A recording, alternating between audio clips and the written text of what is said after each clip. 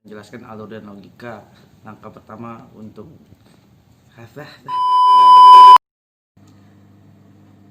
Assalamualaikum warahmatullahi wabarakatuh. Halo teman-teman semua, apa kabar? Semoga semua dalam keadaan sehat dan baik-baik saja.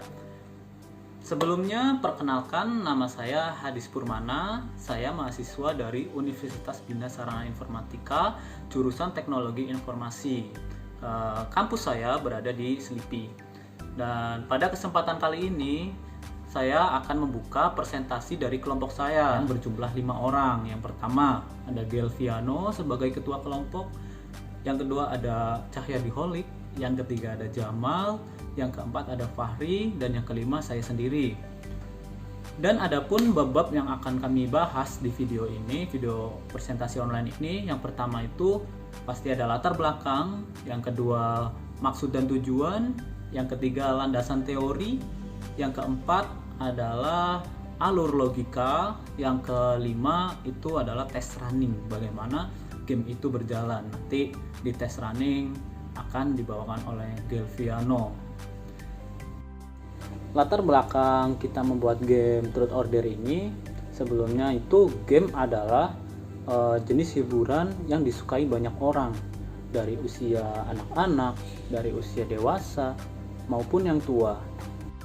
Selain digunakan untuk menghilangkan penat dalam beraktivitas, sebuah game juga dapat berfungsi untuk melatih pola pikir seseorang untuk mencari solusi atau memecahkan suatu permasalahan yang ada di sebuah game. Dahulu, game dimainkan secara tradisional. Contohnya, kita main kartu, main ular tangga, petak umpet, dan lainnya. Seiring dengan berkembangnya teknologi, permainan tersebut dikembangkan ke dalam teknologi modern atau yang lebih. Sekarang banyak game baru yang memanfaatkan teknologi modern dalam pembuatannya dan penggunaannya. Saya dari kelompok 2. Saya mau menjelaskan tentang maksud dan tujuan dibuatnya game ini. Yang pertama, untuk menyelesaikan syarat UAS, dan yang kedua untuk tugas mata kuliah dasar pemrograman, dan yang ketiga dan terakhir, game ini juga bisa dimainkan bersama teman, sahabat, pacar maupun keluarga. Oke teman-teman, di sini saya akan menjelaskan bagian landasan teori. Python itu adalah bahasa pemrograman tujuan umum yang ditafsirkan tingkat tinggi. Python pertama kali dibuat oleh Guido van Rossum dan pertama kali dirilis pada tahun 1991. Jadi filosofi desain Python menekankan keterbacaan kode dan dengan penggunaan spasi putih yang signifikan. Jadi konstruksi bahasanya dan pendekatan berorientasi objek bertujuan untuk membantu programmer menulis kode yang jelas dan logis untuk proyek skala kecil maupun besar. Jadi guys, di sini Python dibuat untuk orang baru atau orang awam yang ingin masuk atau belajar bahasa pemrograman. Jadi itu aja penjelasan dari saya. Terima kasih.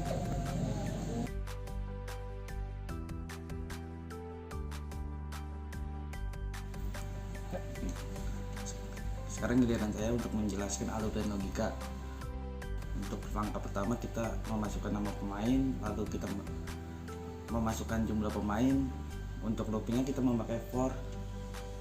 Untuk jika kita memilih truth maka print item truth, jika kita memilih dare maka pilih item dare, jika kita memilih s maka untuk stop. Nah, untuk flowchartnya seperti ini.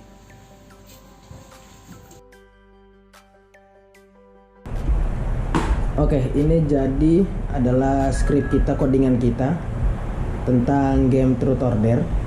Di sini ada import random supaya di Truth sama Dare dan pemainnya itu bisa acak, jadi nggak berurutan, nggak muncul sama sekali. Jadi di sini fungsinya import random ini untuk mengacak Truth, Dare dan pemain. Nah, setelah dari import, kita di sini ada list untuk Truth-nya. Di sini kita punya beberapa, nggak banyak. Jadi kemungkinan kalau dimainin lama akan mengulang-ulang terus. Di sini juga ada there listnya, nggak terlalu banyak, sama aja sama kayak truth. Oke, lalu di sini ada total pemain sama dengan integer input berapa orang nih mainnya. Integer itu untuk kita masukkan angka saat di running codingannya. Lalu di sini input untuk menginput angkanya. Pemain sama dengan ada tutup seperti ini, tutup kurung sama buka kurung seperti ini untuk nanti munculnya berapa pemainnya. Lalu di sini kita print siap total pemain berapa orang. Jadi nanti saat di running saat kita input orangnya nanti muncul siap 5 orang, siap 10 orang seperti itu.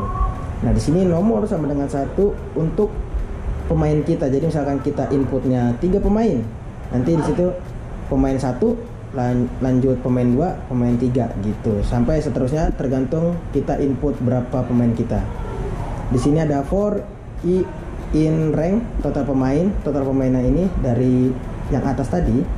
Lalu kita print, masukkan nama pemain ke gitu. Ke berapa itu nyambungnya dari si nomor sama dengan 1 gitu. Ini kita panggil sino.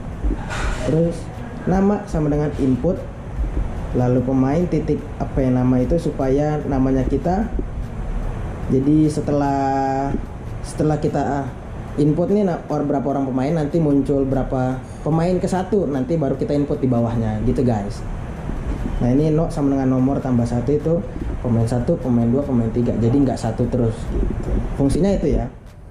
Lalu di sini ada print, ya udah ayo kita main biar nggak kelamaan. Lalu ada ketik T untuk truth, ketik D untuk dare, ketik S untuk udahan. Lalu di sini giliran random choice pemain. Jadi nanti gilirannya siapa itu random. Jadi pemain pertama siapa namanya gitu.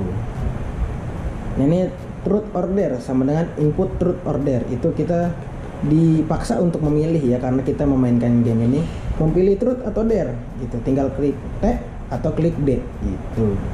Nah, ini kita ada codingan def ulang, lalu di bawahnya ada seperti yang di dalam def. Itu supaya gamenya bisa looping.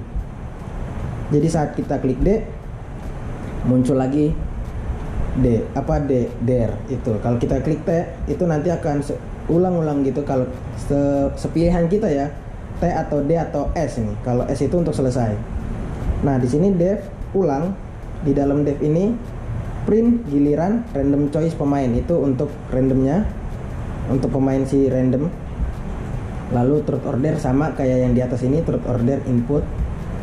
Lalu di sini if truth order sama dengan T, kalau kita pilih T, nanti si truth ini di print jadi truth sama dengan random choice truth untuk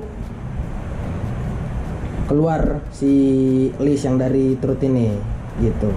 Lalu yang dare sama, yang dare logikanya sama kayak truth, cuman dia beda listnya yang keluar dari dare gitu. Nah, di sini sama nih. Ini untuk looping tadi si def ini. Def ulang, lalu di sini ada ulang itu untuk looping. Gitu guys. Mantap. Oke.